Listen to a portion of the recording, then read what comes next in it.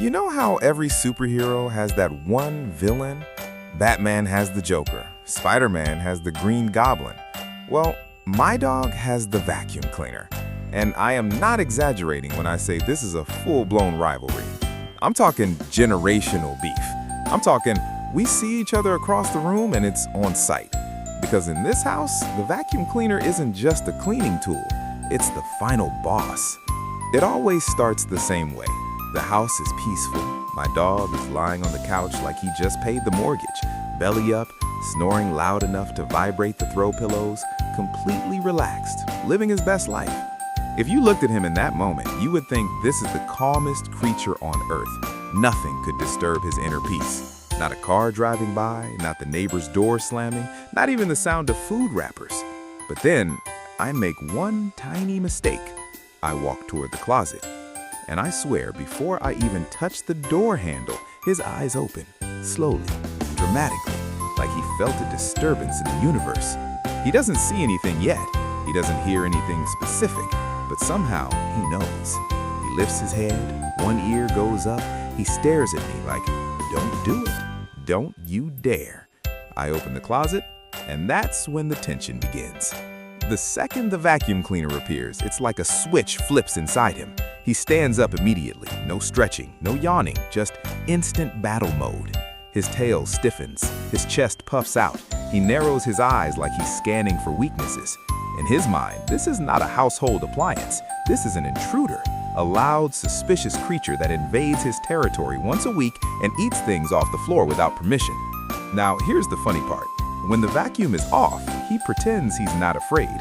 He'll walk past it slowly, trying to act casual. He might even sniff it.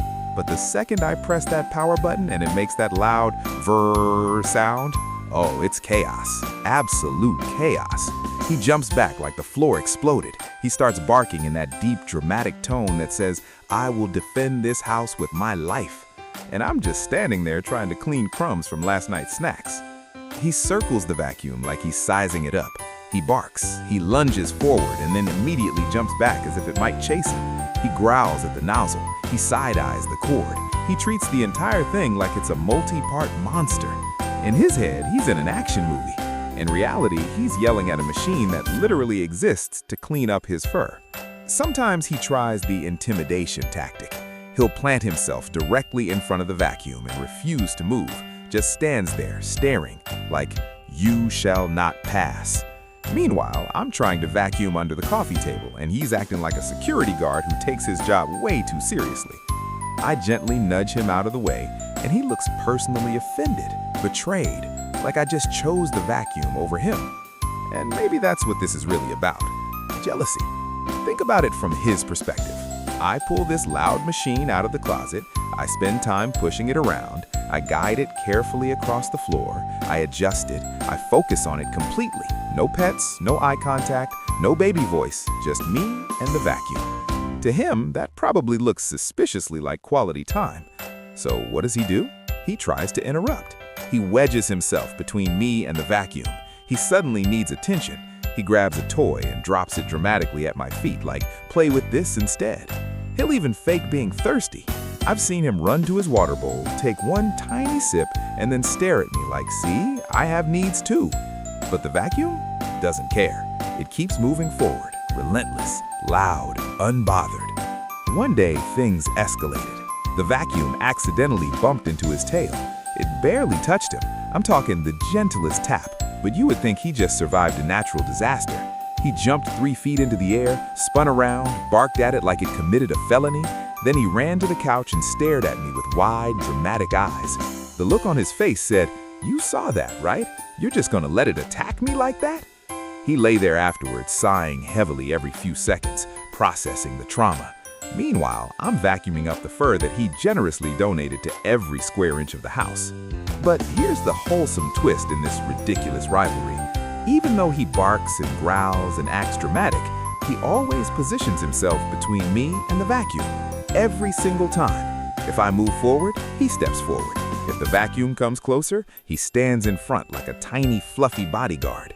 In his mind, he's protecting me from danger. He thinks I'm too unaware to realize I'm pushing around a loud monster that just wants to clean the carpet. And honestly, That's kind of adorable. There was one moment I'll never forget. I was deep cleaning the whole house, living room, hallway, bedrooms, everything. The vacuum was on for a long time. Usually he barks non-stop, but this time he went quiet. I looked over, expecting to see him hiding somewhere, but no. He was sitting at the end of the hallway, watching, not barking, not growling, just observing. I thought maybe he had finally accepted it. Maybe the war was over. Maybe peace had finally come to our household. Then I noticed something. He had a snack in his mouth. The only reason he wasn't fighting was because he was chewing. The vacuum moved closer. He paused mid-chew, slowly stood up, dropped the snack on the floor, and resumed barking like nothing ever happened. Priorities. The snack was important, but defending the house, that's a full-time job.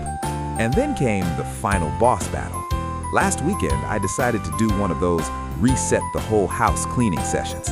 You know the ones, music playing, windows open, serious cleaning energy. I pulled the vacuum out with confidence. He was ready. I could see it in his eyes. This wasn't just another skirmish. This was war. I turned it on. He barked immediately. But this time, he followed it everywhere, room to room, step by step. He didn't retreat as much. He stood his ground. At one point, he jumped on the couch and barked down at the vacuum like a king defending his kingdom from invaders. It was dramatic. It was chaotic.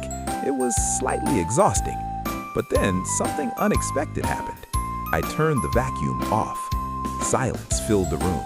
The loud enemy was suddenly quiet, powerless, still. He stopped barking. He tilted his head. Slowly, cautiously, he approached it, one tiny step at a time. He sniffed it carefully. No reaction. He leaned in closer. Still nothing. Then, very gently, he lifted his paw and tapped it. No movement. No sound. He looked at me with the proudest expression I have ever seen. Chest out, tail wagging slowly, that face said, "I handled it." In his mind, he defeated the vacuum cleaner. He scared it into silence. He protected his home. He saved his human. And I didn't have the heart to tell him that I was the one who turned it off. That's the thing about dogs. They live in this dramatic, emotional, hilarious little world where everyday objects become villains and simple cleaning becomes a heroic battle. They feel everything deeply. They protect fiercely. They overreact constantly. And somehow, it makes life so much more entertaining. To this day, the rivalry continues. Every time I open that closet, the tension returns. Every time the vacuum turns on, the barking resumes. The final boss is undefeated, at least from my perspective. But in his world, he's winning every single time. And honestly, I hope he never stops fighting it. Because those dramatic jumps, those heroic stances, those offended stares, they're part of what makes him, him. A tiny, furry superhero defending his territory from a loud plastic monster that just wants to clean the carpet. If your dog also has a sworn enemy in your house, whether it's the vacuum, the broom, the blender, or even a suspicious plastic bag, just know you're not alone. Somewhere out there, another dog is bravely barking at an appliance, convinced they're saving the world. And maybe, in their own funny little way, they are.